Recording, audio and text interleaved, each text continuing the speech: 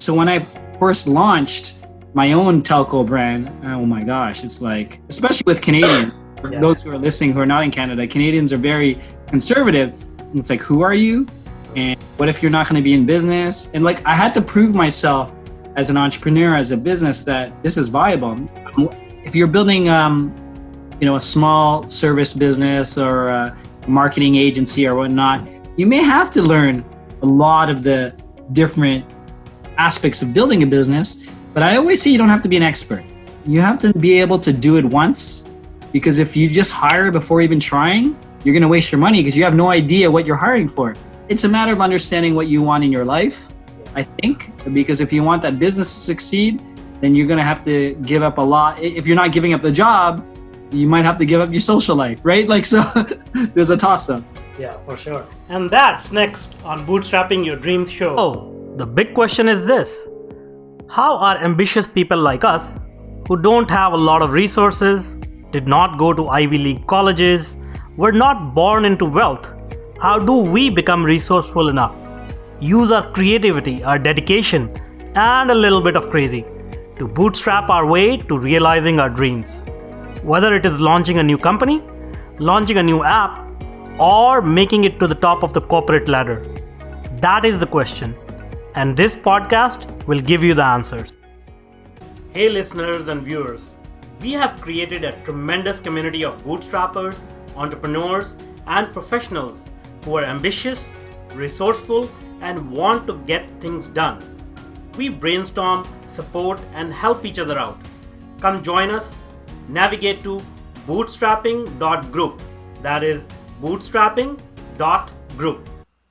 If you like this video, do not forget to hit that like button now. Or if you want us to improve our content, go ahead and hit the thumbs down button and give us your feedback in the comment section below. Here at Tetranoodle, we are passionate about entrepreneurship, technology, and innovation. Every week, we bring you insightful and engaging interviews, tips, tricks, and strategies to help you grow your business or rise in your corporate profession.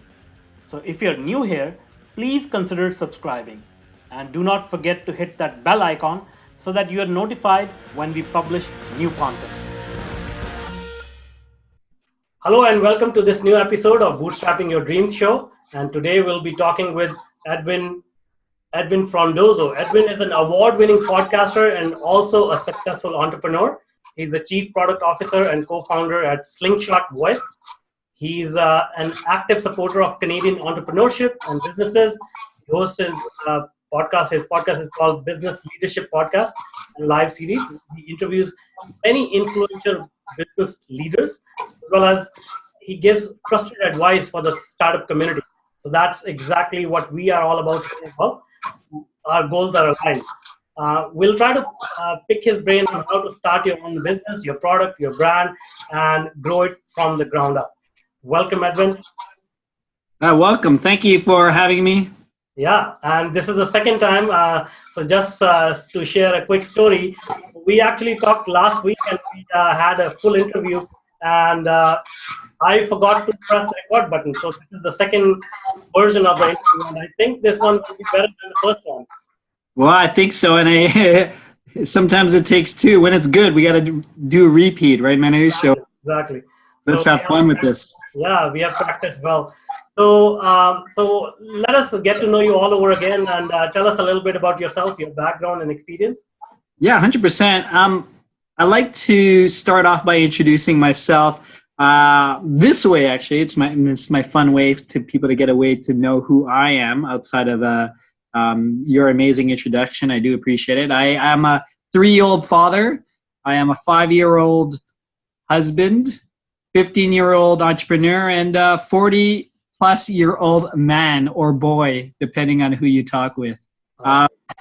So I've been doing technology for a long time. I've been in the technology space, the telecommunications space for a good part of my career. I love entrepreneurship. I love technology. And as you mentioned, I'm pretty active within the startup ecosystem here in Toronto, Canada, and also across the nation, where I try to support and provide some advisory just to entrepreneurs, because I'm just so passionate about people who are chasing their dreams. Sure, that's awesome. What prompts you to give back, help out people? You've been a successful entrepreneur yourself. What is that urge to help other people? I think, I mean, this question, it's a great question. And what prompted me to give back, I think, turns out when I think about it, and I'm thinking out loud right now, actually, is I realized that I've always been helpful with people around me, whether it's in the family, my friends.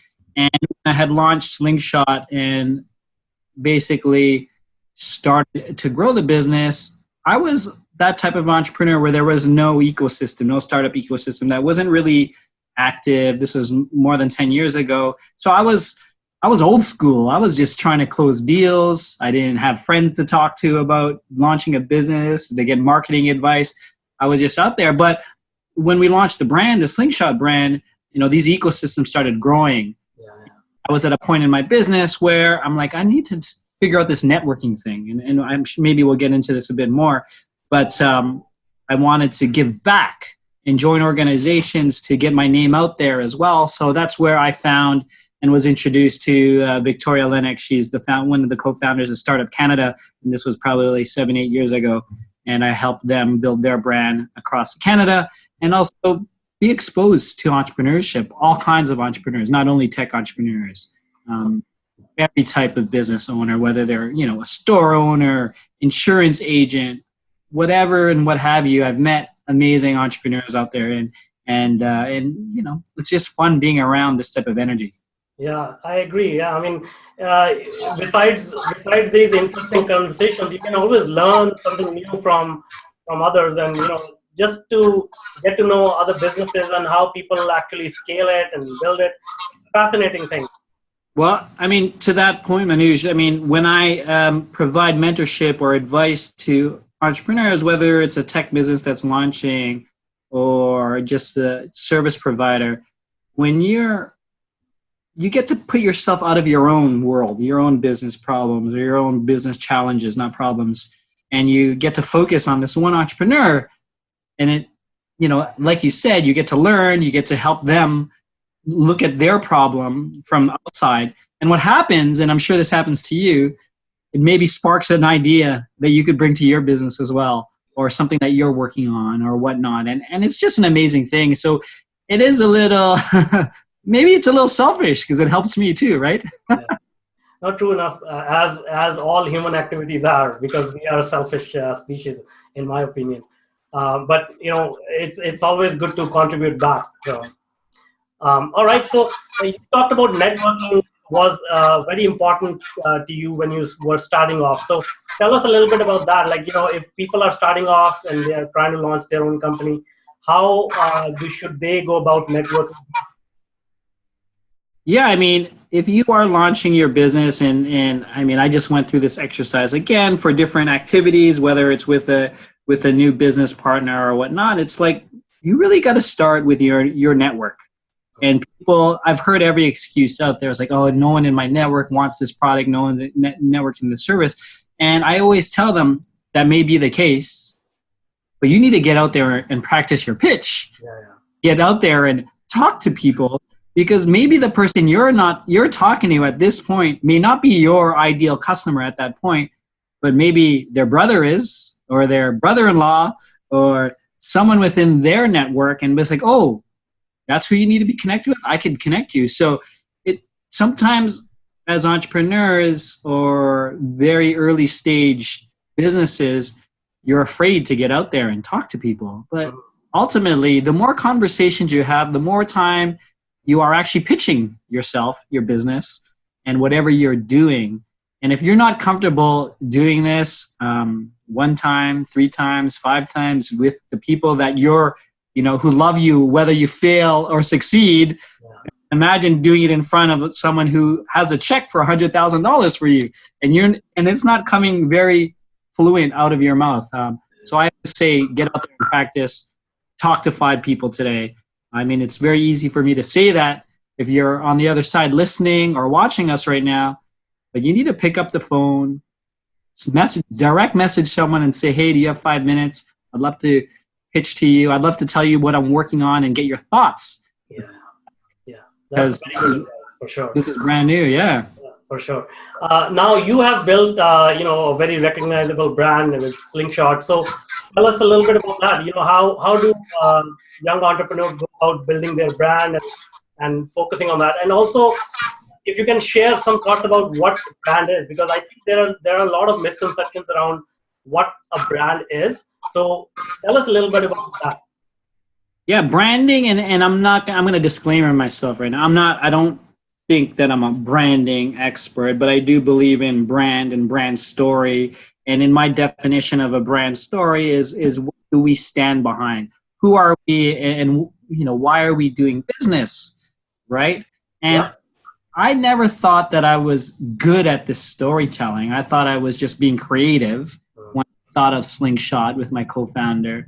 But in essence, what Slingshot is at the time in telecommunications, if you had a business and you wanted a business phone number, you would have to go to the incumbent, the telecommunication provider within your city. So in Canada, if you're on the East Coast, it might be Bell Canada. On the West Coast, it might be TELUS or SaskTel. In the States, it could be AT&T or Verizon. But to get a phone number, you're already going to pay $50 a month. Just a phone number. Like that's not even getting a system that has like an automated recording that will say, thank you for calling Edwin's Amazing Business Services. If you know your party's extension, please dial it now. You're looking at a cost of investment. So when we thought of Slingshot, we were coming to market with a technology that gave these tools to businesses that may not be able to afford $50 a month plus investment of hardware or solutions. So we were thinking of the Slingshot was this tool that could take out their competitors or level them up like the giants of David and Goliath. Yeah. So you brought up this point, David and Goliath, last time as well. So how did you sort of have the courage to take on these giant corporations like TELUS and Bell? Like they are multi-million dollar. Even TELUS is, I think, it's a multi-billion-dollar company. So how did you sort of overcome that fear of competing with such large corporations? Yeah, I mean, that's a great question. And a little backstory in terms of getting into our own and eventually launching Slingshot. Before I left my last full-time job, which was almost 15 years ago, I was in a small telco consulting firm, and voice over IP was fairly new. And I was young, and I was the first person to sell this voice over IP solution within this organization. I see. And this was tens of thousands. It was a big deal. I was the first person in the organization to do it, and I understand voice over IP. So when I had left, I was learning about voice over IP and all this open source world. And between me and my business partner, we sort of played around with the technology and realized, hey, we could deliver this product and have a network or anything. But I don't know if it was overconfidence, but I was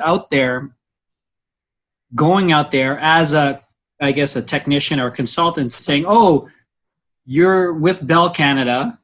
I was partnering with the time this company called Allstream, which was a competitor to Bell.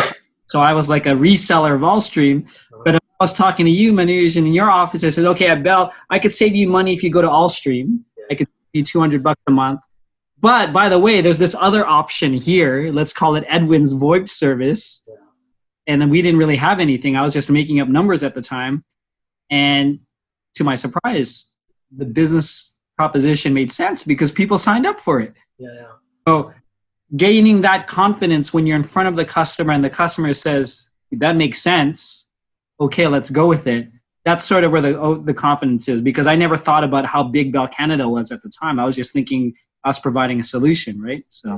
Well, that's good that, as they say, ignorance is bliss. So if you didn't know how big Bell Canada was, that's a good thing. But I want to add this point here. A lot of people get scared. They don't launch their idea, or they don't act on that idea just because they think there's a lot of competition out there. But I think if you look closely, there are always micro niches that you can leverage and sort of, use that micro niche to compete with the bigger players, right? Well, 100%. And I get this a lot. And it's funny. Maybe it's because telecommunications or being a network service provider is still kind of like out there. There's a lot of entrepreneurs who look at him like, oh my God, that's huge. And then they'll say, Edwin, isn't that competitive? And I'll say, oh, you're a graphic designer. How many graphic designers do you know? Like it's competitive as well, right? So every business is competitive, and I think they're all scary. So you just have to get out there, like you said. Maybe you're not finding the niche yet, Yeah. Yeah. but you're getting out there and talking to people and seeing the value you could provide to the customer and ensure that they're happy, right? Exactly. And as you talk to people, I think you get a lot of feedback, useful feedback, which can actually help you narrow down the micro niche, because you may be targeting one micro niche. But when you talk to people, the feedback that you get may point to something else, and you can pivot and provide that service.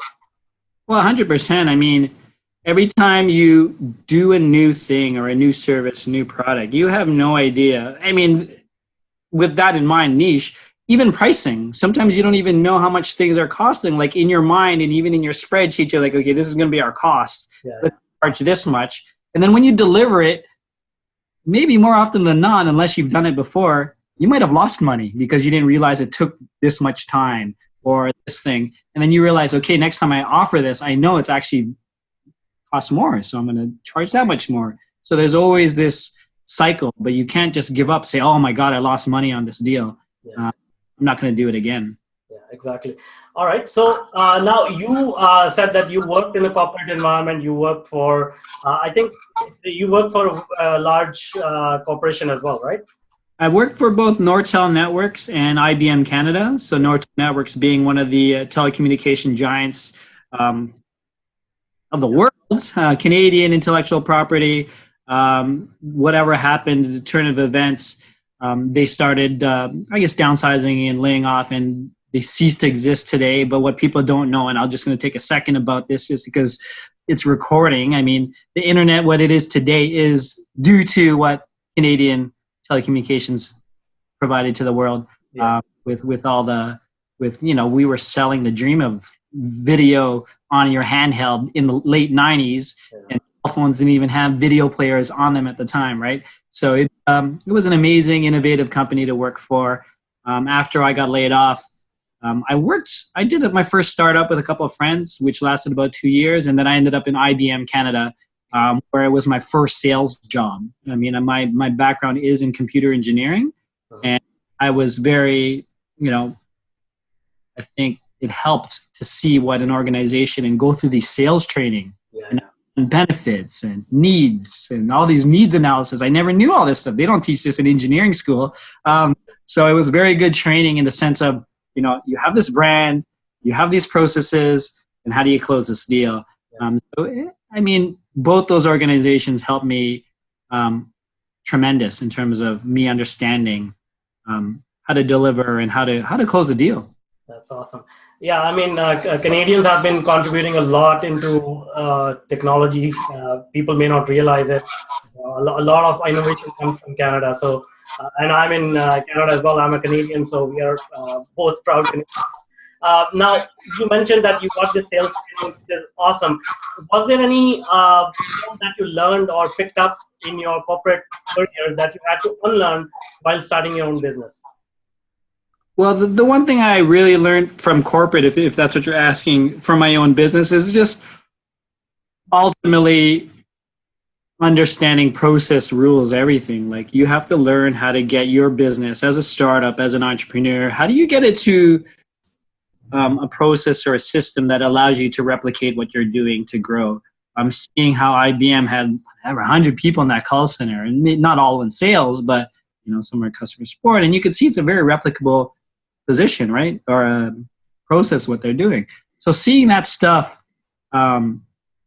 just personally with my own eyes and living it every day and understanding how that works was really huge. And I think it still plays a big impact in terms of how I think of my business, whether how big I want to scale it or how small I want to keep it, right? Just to keep myself nimble or whatnot. For sure. No, what I was curious to know was, did you have anything to unlearn? Meaning, you had to let go of certain habits or certain misconceptions that you picked up working for these large corporations. Well, the biggest misconception or habit that I had to lose, and I did quickly mention it, is with IBM. You had this global 100-year brand Yeah. that you didn't have to explain to anyone Yeah. who you worked for, what you were selling, whatever. It was already done. So when I first launched my own telco brand, oh my gosh, it's like, especially with Canadians, Yeah. those who are listening who are not in Canada, Canadians are very conservative. It's like, who are you? And what if you're not going to be in business? And like, I had to prove myself as an entrepreneur, as a business, that this is viable. I mean, this is where it's different in the States. In America, where I will talk to them, in America, they don't care if you have a huge brand. They care if they like you. And if they like what you're saying, then let's do business together. So I had to unlearn Excuse me. the brand that's built, a global brand that's built, and learn how to build yourself and trust yourself like that, because you don't have all those support systems around. Yeah, that's awesome. And now let's talk about your podcast, the Business Leadership Podcast. So how did that come about, and what do you guys focus on in that podcast? Yeah, so the podcast called the Business Leadership Podcast, I had launched it almost 3 years ago. It was when my daughter was about 6 months old. It was near the end of the year. And at that time, I usually start reading and how to plan for the new year, how I'm going to change it, what am I going to do to growth hack my business. And I was reading a book called How to Live a Good Life. It's by Jonathan Fields. He's a pretty successful entrepreneur out of New York City. And for those who read personal development books, some of these actually have exercises, right? And I never used to do the exercises, but there was an exercise there that's like, what's your killer app? Yeah. And the idea of the exercise was to email your friends, your colleagues, your business partners, and ask them, hey, when you think of me, what do you think of? What's my killer app? Yeah. So it's a scary exercise, but it's highly recommended if you're trying to figure out what your passion is or what you're good at, because you're doing so many things, whether you're an entrepreneur or not. The surprising thing is, when I did it, the people I thought that was gonna reply didn't. And those who are sort of in my outliers, they replied with, concise emails and why they value me. And the three things that came back was, Edwin, you're trustworthy, you're knowledgeable, and you're connected. Yeah. Those were the three major things that came back. And at the same time, I got interviewed on a podcast. So those are the two catalysts. Yeah. That's great. And I believe you have won many awards for your podcast as well, right? Yeah, I won 3 official, awards and recognitions. The first one was with the Canadian Online Publishing Awards, which is an industry awards within Canada. So that was kind of big for me, because people who are in the room were like CBC, CTV, and these are all national media organizations. And then I got recognized as top 10 business podcast from the Podcast Awards, which is actually an international awards recognition within the podcast industry. But that's big because that's actually voted on by listeners. Yeah. And then the latest one was the Notable Awards, which is a Canadian national organization for notable professionals, businesses. And that was really big because that's a very popular awards recognition campaign. And it's all also voted on. You have who gets the most votes. So it's like, I don't know if it's popularity, but I mean, the people I was up against they're all pretty big names, right? So being awarded that it's very great for the work that I'm doing, just to hear back and see that, it's also getting recognized outside of some of the communities as well. That's for sure. Congratulations on that, for sure. All right. Now, you have started your journey as a computer software engineer, and then you went into sales, and now you're getting expertise in digital marketing. So tell us how important are these skills for an entrepreneur to acquire? Like, can you be a one-trick pony, or you have to have all these skill sets under your belt to be a successful entrepreneur? I mean, that's a loaded question, Manuj. But I think for those, especially because I know a lot of engineers and tech people who they just love being heads down, building, developing. And if they're not partnered or they don't have co-founders, it's very hard for them to find success, right? Because if they're not going to stretch their limits, their comfort zone to get out there and network, or get out and then build and sell and tell people, because these are my people, right? These are the engineers that I went to school with 4 years engineering, right? So maybe they want to be that one trick pony. So if you do want to be that one trick pony, you better find someone who's really good at marketing, or someone who's good at operations, or someone who's good at, getting out there and creating these strategic partnerships, right? So having a CEO.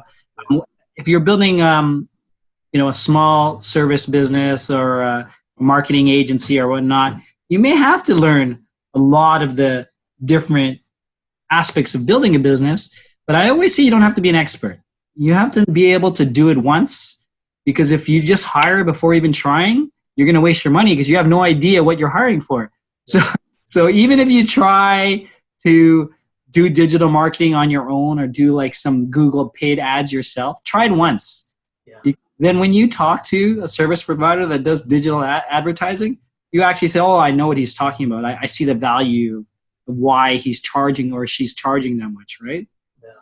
Yeah, you need to have a little bit of a education on these topics so that you can assess the people who are helping you. Well, it's very important, right? I get it. I have a lot of friends who are like, you know what? I don't want to learn that. I want to hire someone. And I think that's fine. If you have the resources and you understand how to manage these third-party vendors, then that's great. But a lot of entrepreneurs don't even know how to manage third-party vendors at this point, especially if they're early bootstrapping their business, right? Yeah, exactly.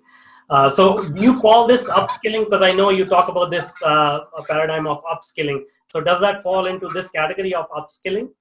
100%. Upskilling, upskilling, whether you're an entrepreneur just launching your first business, or your CEO, or you're a middle management in a multinational company, if you're bootstrapping, just launching, the first skill you have to learn is to get out there and network, or get out there how to close a deal, right?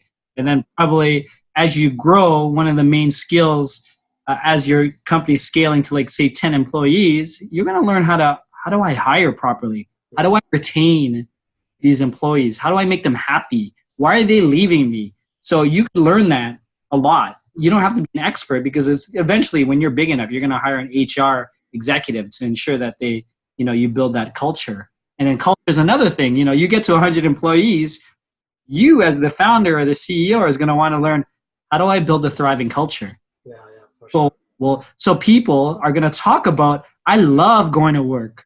This is what happens at work. Oh my God, we have like foosball tables, and everywhere we have these weekly things that happen, right? So upskilling yourself to understand how to successfully grow and scale your business is when I talk about upskilling. And that's the same thing for managers, right? Or executives or middle managers as well. When I talk about leadership, is like, what's the next thing that I need to learn to provide more value, not only to myself, but to the business, to my leaders, and to grow success, whether I have the P&Ls responsibilities or not. Great. And you shared the story that you got laid off from Nortel, and then you joined a startup, and then you went to IBM. You must talk to a lot of entrepreneurs, and a lot of entrepreneurs are actually working 9-to-5 jobs in corporations. So do you think it's possible for them to bootstrap their company as a side hustle as they are working on their job, and then grow it gradually?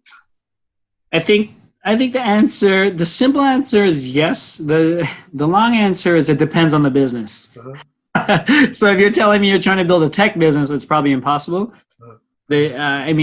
It's very simple, and I've hired agencies, whether they're freelancers for graphic design or web developers. I've hired folks that have a full-time job. Yeah. So I think it's possible to do it side, but the caveat for that, and what I tell people who try to do this side hustle, and side hustle culture is a big thing at this point, is like, how serious are you with your business, and how much social life do you want, right? Because if you have a 9-to-5 job and you're 25 years old and you want to start build this business, are you dating? Are you going out with your friends to party? when are you going to do all that stuff? So it's a matter of understanding what you want in your life, I think, because if you want that business to succeed, then you're going to have to give up a lot. If you're not giving up the job, you might have to give up your social life, right? Like, so there's a toss up. Yeah, for sure. You need to be, you need to look inside your own lifestyle and understand you to come up with the right priorities. And entrepreneurship is definitely not an easy journey, especially when you're starting off. Just recently, I learned about an entrepreneur who tried for 5 years, trying different businesses and whatnot, and ultimately he couldn't take it anymore, and he actually sadly committed suicide. So. Can you tell us a little bit about what kind of mental preparedness you must have before you jump into this game? I mean that's a huge topic. I have a friend of mine who's actually launching a big campaign, Founders for Founders, and it's specific to the IT culture, the IT founders, where this depression is a real thing.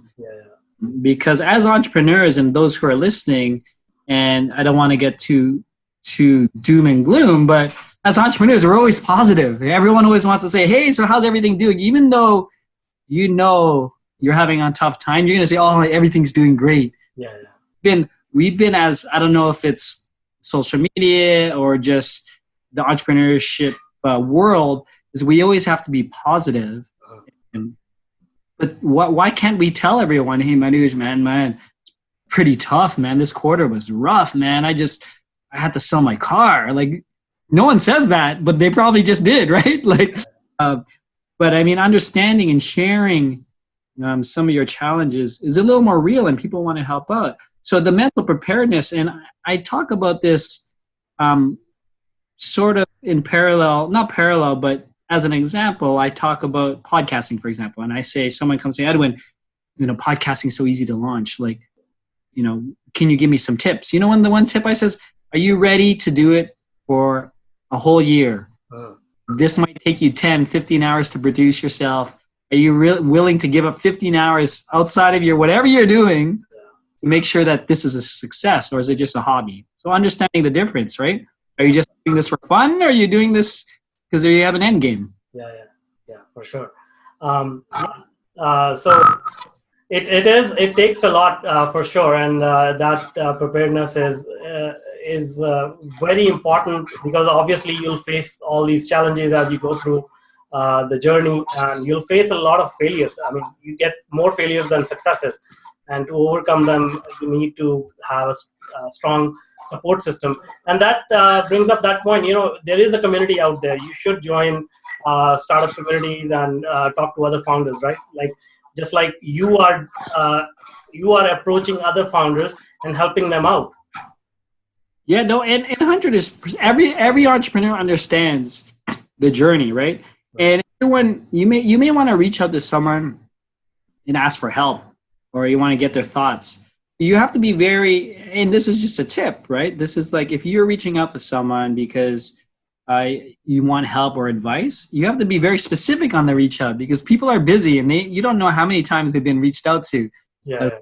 But that network is there. Whether you're in a formal mastermind group of all entrepreneurs, and if first time you heard about masterminds, you should try to find a mastermind and get in part of it. That's where you're going to have weekly accountability calls with other entrepreneurs, and that will help you. And these groups, some of them, they'll share some of their challenges, some of their anxieties. And when you share your anxiety, you realize, oh man, maybe someone else in the room will say, oh, I'm feeling the same way, and this is how I do it. And understanding that you're not alone, and that feeling that you have is actually normal to entrepreneurs. That helps. That you're feeling that you're not alone in the world, right? That's exactly right. Exactly. When you find company and you realize a lot of the problems that we are facing, everybody else is facing similar challenges. So it's nothing unique. And when you find out that everybody's going through it, and you find some common solutions, that's a big relief, I think. 100%. All right, great. Well, thank you so much for being with us today. Now, is there anything else that you may want to share with the entrepreneurs and professionals who want to grow their careers and grow their startups? Something that I haven't asked already? Yeah, well, two things that I would ask you guys, for those who are listening or watching, is check out my podcast called the businessleadershippodcast.com. I mean, I have amazing conversations with both entrepreneurs and business executives, leaders, thought leaders as well, when it comes to their journey of building a business or leading people, building out cultures. And secondly, I recently launched my first online course on podcasting and how to build and scale your podcast by building out systems and processes. And now I talked about systems earlier, about what I learned working at IBM and in Nortel. So I know working with a lot of podcasters and being in the podcast community, I wanted to lend back and do a very easy to follow on how to build out your systems. So, I mean, I will share a link and you can check out my course for free on Skillshare. And I'd love to hear your thoughts and your feedback as well. That's great. Thanks a lot for your generosity. So please do share that link with me so that I can put that in the show notes and people can register easily. I will do. All right, great. Well, thank you so much for being with us today and sharing your knowledge. I'm sure everybody got a lot of value out of it. Thanks. Well, thank you for having me. Thanks. And that's all for now. Until next time. And if you are an existing or an aspiring tech entrepreneur, then I invite you to check out my new online workshop, Bootstrapping Your Tech Startup Dreams. Go to bootstraptechstartup.com and sign up for free. I want to make sure that more successful and sound decisions are made every day in your tech projects. Let's start finding solutions to your problems. So go to bootstraptechstartup.com and I look forward to helping you with your tech projects. If you want more engaging videos and insightful interviews with industry's thought leaders, then check out other videos we have picked for you. The link is right there. And if you want to be notified about our new content, please do consider subscribing to our channel.